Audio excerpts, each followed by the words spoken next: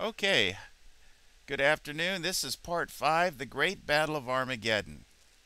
And this topic is sort of the climax of the Bible. It's where God sent his son in the last days, warning them as the last prophet before desolations would come. Messiah says, all of these things shall come upon this generation. He warns the disciples, when you see these armies surrounding Jerusalem, that would be the time to flee Judea. See? Get out of there.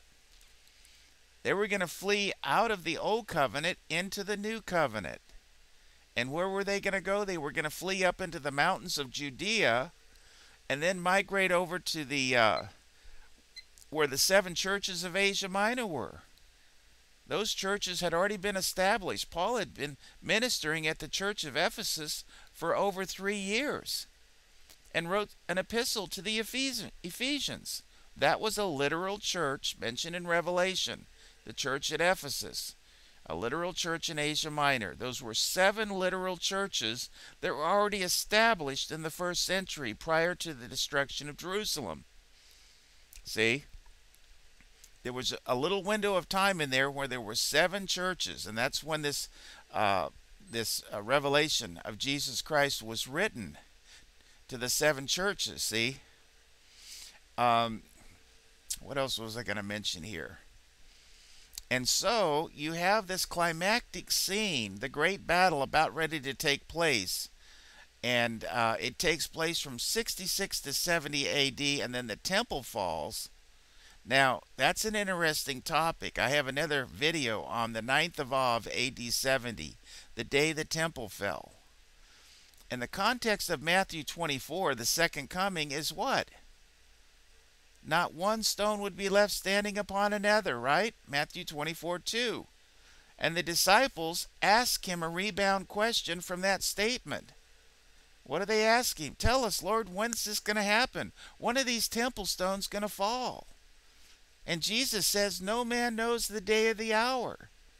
We know the exact day now that the temple fell. And we even know the hour. Josephus records the very hour that the Roman soldier threw the torch through the window of the temple.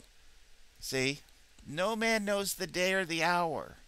The 9th of Av, AD 70, the day and hour that the temple fell. It's recorded in history. Because people say, oh, well, the Bible says no man knows the day or the hour. That's what Jesus said. But we do know, since Christ has already returned, we know the exact day and hour. And it was written down in history. Josephus recorded it for all time. Isn't that interesting? The works of Josephus are the second most prolific writings next to the Bible. Isn't that interesting? And this is a man that was actually in Jerusalem during this great battle of Armageddon. He wrote about everything that happened. He was there. He was an eyewitness. And he records chariots were seen in the skies over Jerusalem and over the temple. There were all kinds of supernatural things taking place at that time. You know? And it says, every eye will see him. And that's a prophecy out of Zechariah 12. And every eye will see him, even those that pierced him. They would see this traumatic desolations that would come on their holy city and their temple. See, and God gave him all. He sent prophets to him. He sent his own son. They killed his son. And then he said, fill up the measure of your father's sins, because I'm going to come back. Blessed is he, and when they say that he will drink it again new in the kingdom, and blessed is he who comes in the name of the Lord. He was going to come back triumphant over his enemies, making them his footstool at his coming. This is the true gospel message. The true gospel message is Christ has returned victorious over his enemies in the generation he said he would. See? There was not to be a postponement or a delay of thousands of years like all these poor deluded futurists are struggling with. You know, they say things like, oh, if the Lord tarries another 1,000 years, blessed be the name of the Lord.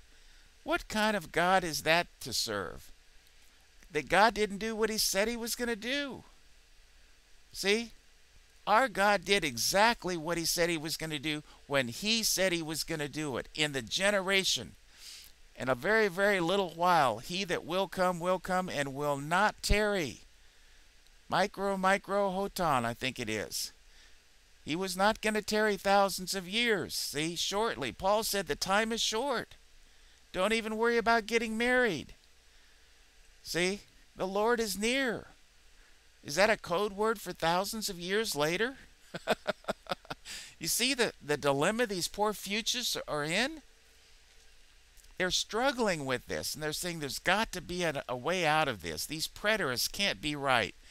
You know, I listened to a 10-part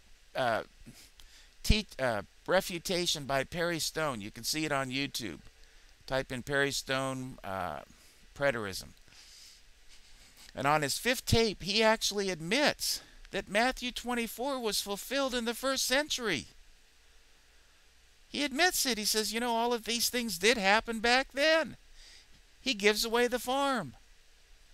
And then he backtracks a little and says, well, not everything, but at first he comes out and declares all of these things did happen. The army surrounded Jerusalem. The temple fell. They fled out of Judea. It all happened in that. But he says it's going to happen again. You see, he wants to play the movie again in our future, 2,000 years later. That's not what Jesus said. Jesus said it would be a time of trouble that has not been nor ever shall be again. Matthew 24:21. It's a one-time event in the 1st century. That generation would not pass, see? We don't have to play the movie again. So we're running out of time. I got about 1 more minute here, I think, to wrap up. This is part 5 of the Great Battle of Armageddon series. Man, this one, we may have to go another 5 more in this just to get this whole thing wrapped up. So I'm going to cut it off here. God bless you all. We'll see you on the next tape.